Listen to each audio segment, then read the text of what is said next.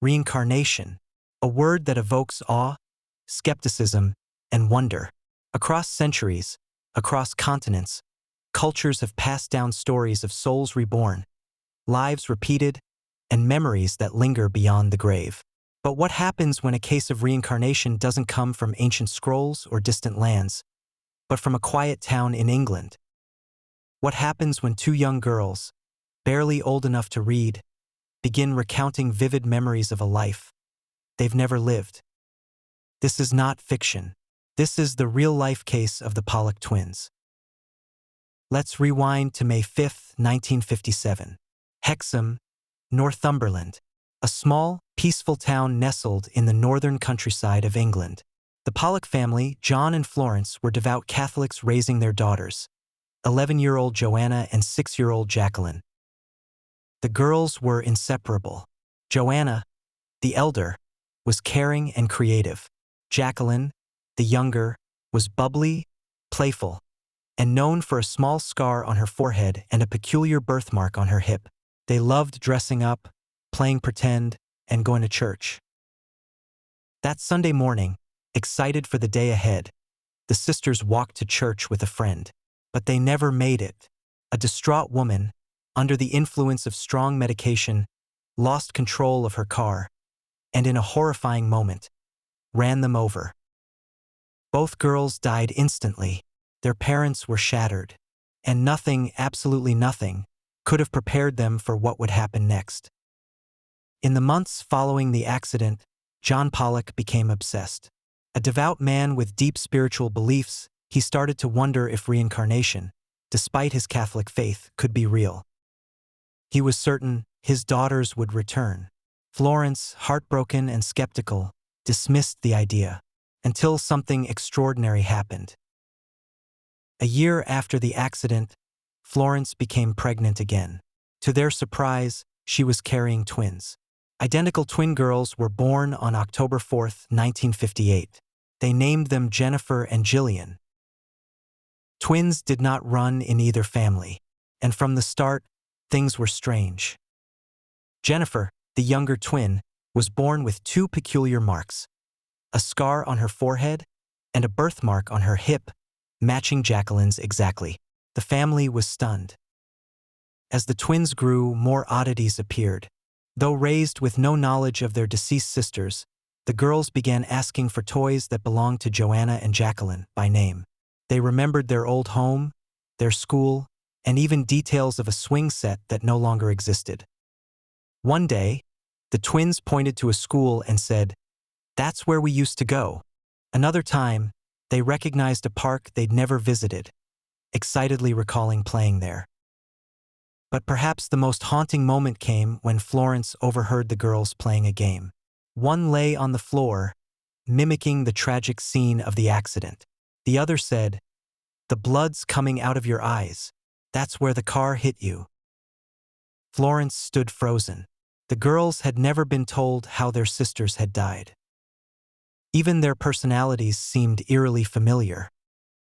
Jillian, like Joanna, was more mature and caring. Jennifer mirrored Jacqueline, playful, sometimes reckless, and fiercely attached to her twin. Florence, once a skeptic, could no longer deny that something was happening. As the girls grew older, the memories began to fade. By the age of 5 or 6, most of the past life recollections were gone.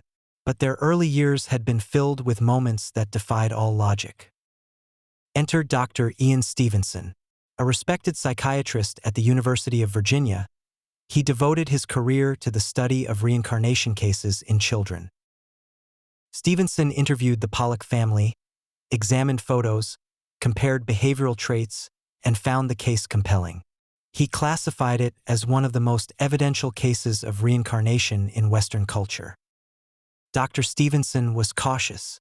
He never claimed absolute proof, but his work, spanning over 2,500 cases worldwide, placed the Pollock twins in the top tier of unexplained phenomena. Of course, not everyone was convinced. Skeptics argued that the parents, particularly John, may have unknowingly influenced the children. Perhaps they mentioned details around the girls that stuck subconsciously. Others proposed that the girls' memories were simply coincidences, or even fabricated over time through suggestion. After all, memory is fragile, and childhood imagination is powerful. Still, even the harshest critics admitted, some details remain difficult to explain. The Pollock case also reopened debates within religion and science. For Catholics like John and Florence, reincarnation directly contradicted church doctrine.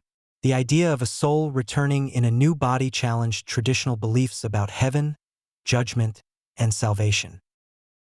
And yet, stories like the Pollock twins have emerged in other religious contexts for centuries, from Hindu texts in India to Druze beliefs in the Middle East. Could this be a universal truth hidden behind different spiritual veils? Interestingly, the Pollock twins are not alone. Other cases of supposed child reincarnation include James Leininger, a boy in the U.S. who recalled being a World War II fighter pilot. Shanti Devi, a girl in India who remembered details of a past life in another city. Cameron Macaulay, a Scottish boy who vividly described a past life on the Isle of Barra. Each case carries its own mysteries, but the Pollock twins remain the most striking example from the West. Could this all be psychology, a trick of the subconscious? Some researchers suggest children may access collective memories, imagination-based memory construction, or cryptomnesia, where forgotten sources of information feel like original memories. Others argue for a more spiritual explanation, that the human soul continues. Regardless of where you stand, the Pollock twins force us to confront the unknown, the line between science and spirituality, between coincidence and something more. Today, Jillian and Jennifer live quiet lives. They've grown up, moved on, and rarely speak publicly about their story. When asked, they say they no longer remember their past lives, but their childhood recollections remain deeply documented and continue to be studied. For the Pollock family, the case brought both healing and mystery. John Pollock passed away in 2007, firm in his belief that his daughters had returned to him.